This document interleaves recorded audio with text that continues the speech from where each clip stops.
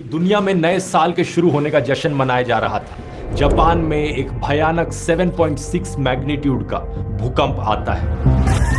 And in western Japan, scenes of devastation are emerging after a 7.6 magnitude quake shook the country, killing dozens of people.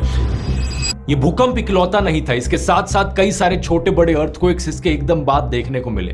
Total में 155 से ज्यादा earthquakes सिर्फ एक दिन के अंदर आए।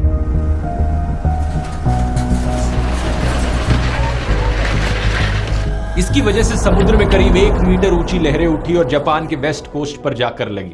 जापान की मीटियोरोलॉजिकल एजेंसी ने एक बहुत बड़ी सुनामी की वार्निंग भी इशू करी थी। हालांकि इस वार्निंग को बाद में डाउनग्रेड कर दिया गया, लेकिन भूकंप से ही बहुत सब्सटैंशियल डैमेज देखने को मिला। दर्जनों बिल्डिंग्स पूरी तरीके से तबाह हो गई, हजारों घरों में बिजली चली गई, कई जगहें आग की लपटों में घिर गई और एज ऑफ 2 जनवरी करीब 55 लोग अभी तक मारे जा चुके हैं।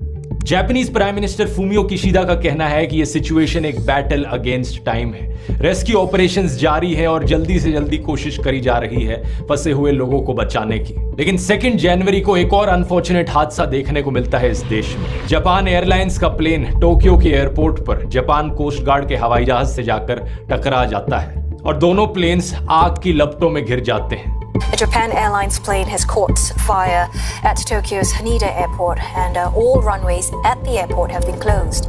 जापान कोस्ट गार्ड का यह हवाई जहाज अर्थक्वेक में फंसे हुए लोगों की मदद करने के लिए तैयार हो रहा था। दूसरे प्लेन में फॉर्चुनेटली जितने भी लोग बैठे थे वो सेफली इवैक्यूएट कर दिए जाते हैं, लेकिन इस कोस्ट गार्ड के हवाई जहाज में 6 में से 5 क्रू मेंबर्स मारे जाते हैं। 29 साल के प्लेन कैप्टन इकलौते जो जिंदा बचकर निकल पाते हैं।